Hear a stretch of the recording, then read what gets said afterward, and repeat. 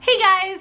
Thanks so much for checking this video out, and if you are new here, hi, I am Jamie. I hope you guys enjoy my Christmas tree in the background. I wanted to change it up a little bit, and I thought it was pretty festive to have the Christmas tree in the background. But anyways, today I'm going to be sharing with you my weeks 15 and 16 pregnancy update and kind of how everything has been going. Some things I want to talk to you guys about, and I have a lot to get into, so let's get into it. So with week 15, nothing too crazy. It's just been so great, and I think I probably said this in my last pregnancy update, but the first, 9 weeks or so were so horrible, and I felt horrible. I was just so miserable, and that when all of that went away, it's just been so nice, and I pretty much feel like a regular person, which is super nice. I'm trying to take advantage of that because I know as my belly is growing, I'm probably not gonna feel regular much longer. So feeling really good. I have been feeling really lazy and tired in the evening, mainly lazy all day, which some people are like, well, you're pregnant with twins, you're gonna feel lazy, but I don't like feeling lazy. That person that I have my list of things I need to do and I wanna get it done, and I don't like being lazy. Of course, I like my relaxation times and, catching up with my shows and laying on the couch or something like that. But in general, I don't like waking up and feeling lazy. A little bit of a lack of motivation to get some things done, but it's not too bad, nothing I can't power through.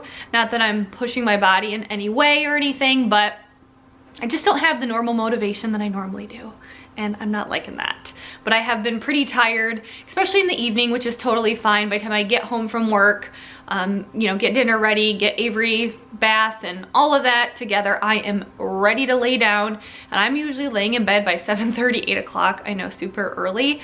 She'll usually lay with me, we kind of relax together, and then she goes to bed and I go to bed. Other symptoms in week 15, I noticed that my belly finally really popped. I think in my last pregnancy update, you all were like, yeah, we can totally see your belly now. I started to notice it when I was sitting at my desk at work. I don't always sit at a desk, but when I did on week 15, it was hard for me to lean over, if that makes sense, like leaning over my keyboard, because it was just slightly uncomfortable because I had a little bit of a belly. So I noticed week 15, I finally had a belly. And then the other symptom that is a little bit not fun to talk about, but it's real, it's reality, it happens to everybody, I'm sure at some point in their lifetime, but it especially happens to pregnant women: constipation. Not fun at all. Really had those issues.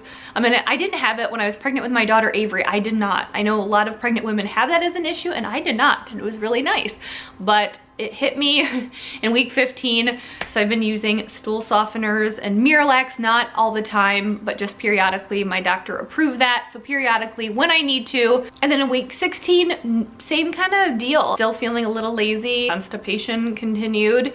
The good part is I had my 16-week OB appointment. So I go every 4 weeks, I see my OB, and it's mainly, as what they told me, is because they want me going every 4 weeks to have an ultrasound so they can monitor both babies, and they want me to have an ultrasound so they can get the heartbeat, because if they're just using the Doppler, they don't know if it's one baby or whatever. So went in, and this was like the first kind of normal appointment. This was only my second OB appointment, and my first OB appointment, I was there for a little bit longer because my fertility clinic was handing me over to my OB, so my OB was catching up for my fertility clinic, so there were a lot of questions. So this was like my second OB appointment, and I was in and out. It was nice because I don't have any issues. They have no concerns. They were happy with how the babies looked on the ultrasound. They look good, they measured good. No issues whatsoever. So they're like, we're good. Do you have any questions? And I was like, nope. So I was in and out of there. It's just crazy because most women, if they already know what the gender or genders are, it's because they've had the blood test. So like their blood has been tested. I did not have the blood test, and obviously nothing had been confirmed by ultrasound at this point. We had the genetic testing done on the embryos, and yeah, I saw them transfer the embryos into me, but I didn't see what gender that embryo was. So I was like, I just need some confirmation, please, especially with the little mix-up we had. So they were able to confirm right away, and one of the babies just like flopped over, gave us a good look of their bottom side. So it was super easy for one of the babies, and the other baby was moving. So it was really cute to see them moving, waving. Then baby A is head up, feet are down lower in my abdomen, I guess. And then baby B is, they said, transverse. So like right here on my body. So that is how they are positioned. And baby A has a posterior placenta and baby B has an anterior placenta. If you don't know what I'm talking about, it's the position of the placenta. And the reason why I specifically asked is because my daughter, Avery, when I was pregnant with her, I had an anterior placenta, which means the placenta sits between the baby and you. So it takes you longer to feel kicks because you have this big placenta cushioning, you know, the baby and you. So it took me longer to feel her. A posterior, the placenta is in the back of the baby, so there's nothing between the baby and you. So you're more likely to feel kicks earlier. So baby A, posterior placenta, baby B, anterior, which is funny because I have felt movement for sure. I think this week 16 was the first week that I was like, yep, that's for sure. I mean, I've had like thoughts that I was feeling the babies move, but I didn't know for sure. And this is definitely feeling kicks. They're not strong, it's not all the time, but every once in a while I'll feel little kicks. And it's funny because I feel it mostly down lower, and the ultrasound tech said that's where the baby A's feet are, so that would totally make sense. So that was kind of fun to find out. But yeah, I think it was a really good appointment. The only thing that I'm anxious for, and I guess I'll get into this as to why I'm kind of scared right now. As far as genetic testing goes, we didn't have to do the chromosomal abnormalities like for Down syndrome or Turner syndrome. We didn't have to do that because we did the genetic testing on our embryos, and we knew that there was nothing chromosomally wrong with those. But there is a blood test for spina bifida, which is the other thing major thing that, or birth defect, I guess, if that's the right word, that they screen for. So we opted to have that test done. So after my appointment, I went straight to get that blood test, and they said it'll take about a week or so, maybe a little bit longer to get those results back. And it's those blood tests, that is why I am scared. And I guess my fear may be a little irrational, but I also think rational as well. And I'll tell you why. So when I was pregnant with Avery, my daughter, who is about 3.5, if you don't know, she was also a twin. So she was a twin, and we had miscarried her twin at 13 weeks. So when I went to have the blood test, oh, and I guess I should add, when you miscarry and you have a twin, you don't have a DNC, your body just kind of absorbs that, which is a really crazy and bizarre way to explain it. So you don't have like a DNC, or you don't pass anything. So when I went to go have the blood tests for the birth defects with her, I went in for I think it's screened for Down syndrome and then the spina bifida. And so we had it done, and when it came back, our doctor was like, it came back very elevated for spina bifida. Down syndrome super low, and I believe for spina bifida it was 1 in 60. So there was a 1 in 60 chance that the baby has spina bifida. And she's like, but here's the problem. We actually ran it twice. We ran it once for a singleton, one baby, and it said 1 in 60. When we run it as a twin pregnancy, the chances of spina bifida go way down. Like you're not high risk at all. So she goes, the problem with you is you are only pregnant with one baby right now. However, you still have the tissue. Your body kind of still thinks there's another baby in there. So she said, I believe that the results are being thrown off by that tissue. But the problem is we don't know for sure. We won't know until you go in for your anatomy scan. We can confirm and look at the spine there. So there was about a month period where we didn't know for sure. And it's like every mom, if you ever had any of these tests done, And I know a lot of these tests can be, like, I'm sure a lot of you will say, yeah, you know, I got a false positive. I've been told that that was very common early on. Now, as the tests have gotten a lot better, there aren't as many false positive. So if any of you have had those tests done, you know, you don't expect, you know, you worry a little bit and you're anxious to get the results, but deep down you feel like they're going to be negative, right? Everything's going to be fine. And then so like I felt that way, I was being positive, and then we got the results back and it was like, well, everything's not fine. And I'll admit, it's not like my doctor was like, yeah, I really think this is negative. She was like, I think there's an explanation, but I can't tell you for sure that everything's gonna be fine ultimately. So we had to wait about a month until we could confirm it, and it was a tough month. So it really kind of put me, and by the way, she had the anatomy scan, everything was fine. So they're sure that the tissue from the other baby was throwing the results off. That, I think those test results kind of threw me in for like a loop. I don't want to minimize if any of you guys have had, you know, similar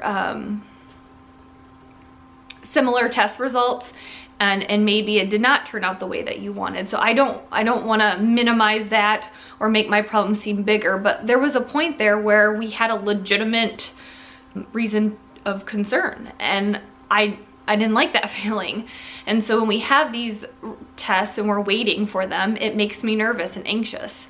So we have those, and all we can do is wait, and I will update you guys. I will probably update you guys on Instagram as soon as I get those results, Jamie A Journey, if you aren't following me. So I'll update you guys on Instagram first, and then for sure in the next pregnancy update. So a little nervous and to get those test results. And I think also going through IVF and infertility, that breeds anxiousness and worry. If any of you guys have dealt with miscarriage or infertility, just in general, it breeds worry. I don't know how else to say it. And I'm maybe trying to justify my worry and try not to sound like I'm worrying just to worry, because I guess I am. There's nothing for me to worry for, but it's just like, it's just been such a tough, long journey that the worry is there, and I don't think that'll ever go away. I feel like as a mom, I'm pretty laid back and I don't worry too much with Avery, but with pregnancy I do worry, because with Avery, I've never really, after she was born, she did have a kidney issue, which she had kidney surgery at a year old, but ultimately that wasn't that big of a deal. I mean, I guess any surgery is a big deal, but nothing serious, you know? So I feel like personally as a mom, I'm pretty laid back and I don't worry, but as a pregnant mom, I do worry. So I don't know, a little irrational, but I'm scared and I just cannot wait to get those results back. Okay, I went on way too long with that, but I'm just sharing my feelings with you guys. It's what's going on in my head, and I know I can talk to you guys about it. It makes me feel better, so thank you. So I'm going to get on with the questions that I answer every pregnancy update. So the first one is, how far along am I? I'm talking about weeks 15 and 16. I just turned 17 weeks, so I'm talking about weeks 15 and 16. The size of the babies, I don't remember what it was for 15. I didn't look that up, but I know for week 16, one of my apps said an avocado, which I love avocados. So it's so cute to think I have 2 little avocados in my belly. Total weight gain, 4 pounds. So finally I had gained some pounds, 4 pounds at my OB appointment in week 16. Symptoms, I talked about that. Constipation is real. And then just being lazy and peeing a lot still. I'm getting up 3 times a night to pee. It's not going away. I think I'm blaming that on one of the babies. I think they're pretty low there on my bladder. My cravings, salty things, I think I talked about that in my last pregnancy update. I can't get enough of salty things like tortilla chips, Cheez-Its, anything salty. I want all the salt. And as far as aversions, nothing, which I am loving. It feels so good. Like, I'm not overindulging in food. I'm treating myself, but nothing sounds bad, which is great. As far as movement, I kind of said this, I finally in week 16, it's for sure a little bit of movement. I can feel the baby, pretty sure it's baby A because of their posterior placenta. My sleep has been very good, and again, I'll talk about this. I am not a good sleeper. at all in general. I have a hard time falling asleep. I think just relaxing and calming my mind, but pregnancy has been so good to my sleep. I'm loving it. I'm doing great. I fall asleep easily. I stay asleep except when I'm getting up to pee, but everything is going well, and it's helping me, you know, have all the energy, the little bit of energy that I have during the day because I'm getting my sleep. I'll talk about the highs and the lows of the week. My high of the week was another ultrasound. That probably sounds repetitive, but it's so good. It's always nice to be able to see your baby, see them doing well, hear those heartbeats, and finally confirming that they're girls. Especially, I mean, it's always good to get the confirmation that they're what you think they are, but especially with our little gender mix-up, so great to know that we have 2 little girls for sure, and I can't wait. As far as the low of the week, I would just say being anxious this whole week, waiting for the blood results, just being anxious, and just, I feel deep down that everything will be fine and normal as far as the blood work, but that anxiousness and a little bit of worry is still there. And then, am I missing anything? No, I honestly am feeling really good right now and just trying to enjoy myself. And what am I looking forward to? My anatomy scan. So my anatomy scan is on Friday, December 28th.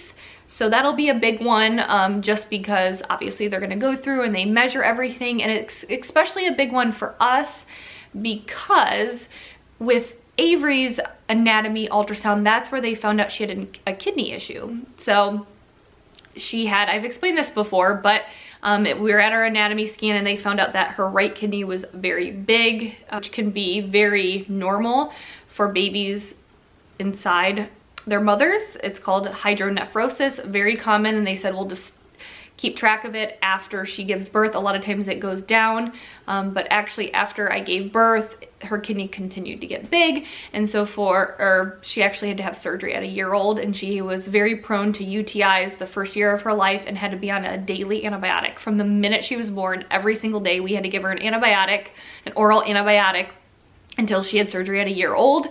So she was hospitalized twice with UTIs that she'd have IV antibiotics for. So they found that out at the anatomy scan. Again, trying to look on the bright side of things. I remember when we found out, it was like, I can deal with it. Out of all the things that can go wrong with your child, I'll take a bad kidney, because you know what? Worst case scenario, if that kidney went away, she still had another good kidney, and you can live with 1 kidney. So I was good with that. I mean, not good with it, but out of all things, something I can live with. But anyways, you know, we had something go wrong at the anatomy scan, so I'm anxious for it just to make for sure that nothing is wrong. So that will be December 28th. So stay tuned for that. I think that's gonna be it.